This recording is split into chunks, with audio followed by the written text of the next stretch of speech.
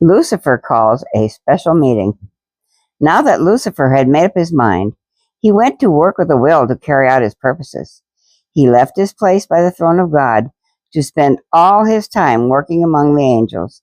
He was very careful not to let them know what he really had in mind, or they would not have listened to him. But little by little, he was able to find out which ones could be counted on to sympathize with him. By and by, he decided the time was ripe to do something bolder. Let us imagine we can watch him in his hidden place where he went to do his scheming. There was a serious frown on his face.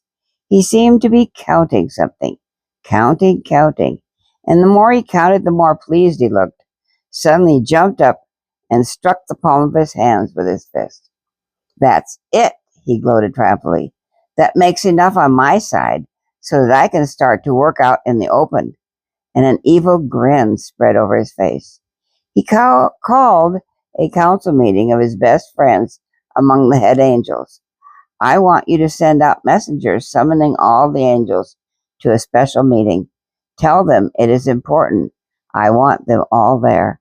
"Yes, sir," the angels bowed respectfully. "Shall we give the reason for the meeting?" "They will find out when the time comes," said Lucifer with a sly smile. When the appointed time came, the angels were all hurrying to the meeting place. The air buzzed with whispering and talking. "Do you know why Lucifer called this special session?" "No, I haven't heard a word about it. Have you?" "No, I haven't either.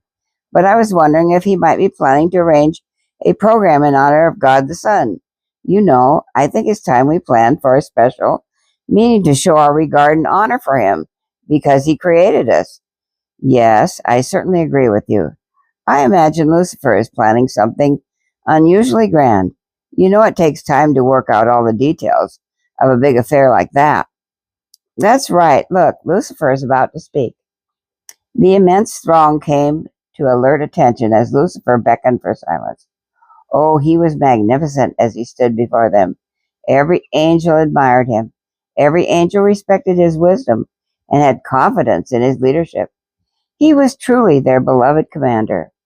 But when he opened his mouth to speak, his subject was not about giving honor to God the Son, as the angels had anticipated. His subject was himself. He told how grieved he was to discover that God seemed unfair in his dealings, and said God was partial to the Son, and neglected the angels, especially himself. He spoke very smoothly and flatteringly to them. "Many of you could not believe me," he declared, "when I tried to tell you that the government was not being run just as it should be. The Father tells everything to the Son, but I am left in the dark about their plans. I do not think that it is fair for me in my position as chief commander, and I do not think it is fair to you when your commander is left out of important plans. I know you must agree with me and admit it is not fair, either to you or to me." The angels sat in shocked silence. Could it be possible that Lucifer was actually talking against God and his government? Oh no, surely not. Their ears must not be hearing exactly right. But Lucifer spoke on, proudly self-assured. "No, you could not believe me when I tried to tell you what was going on. But now you know the truth for yourselves. You heard it with your own ears. Remember the big meeting God called not long ago?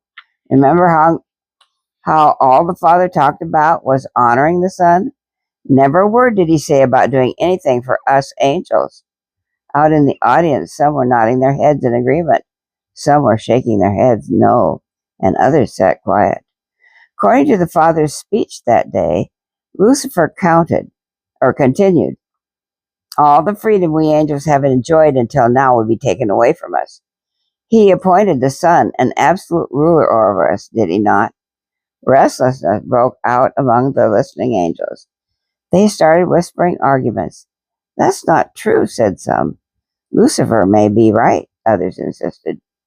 Lucifer raised his voice so that he could be heard. "I called this meeting to let you know that I will no longer stand for this encroachment on your rights and mine. I have decided to take the honor which should have been given to me and I will be the commander of all who will follow me. I promise you a new and better government where there will be no rules." By this time, all was excited confusion among the angels. There was disagreement throughout the entire assembly. Lucifer raised his right arm and cried, "All who accept me as your commander and join me in forming a new government, stand up." A few of his best friends stood up immediately. Others got to their feet more slowly as they were thinking it over. Many started to get up and then sat down again as if they could not fully make up their minds. Those who stood were busy persuading others to join them, so a number decided to join because they wanted to be on the popular side. All the while, Lucifer was busily shouting encouragement and promising wonderful things to those who would join him. The loyal angels were stunned with amazement to see that Lucifer was successful in starting a rebellion against God. They tried to make others see their mistake in listening to his evil schemes and pointed out that he was telling falsehoods about God. "Slaves," Lucifer shouted with a sneer, pointing a finger of scorn at the loyal angels. "Poor deluded slaves, too cowardly to stand up for your rights, afraid to demand your freedom." By now the meeting was breaking up in confusion. Lucifer's most enthusiastic followers crowded around him to congratulate him and offered to help him in any way they could. Lucifer was delighted with his success, with so many joining him right from the beginning. He told himself that he would soon have all the angels on his side.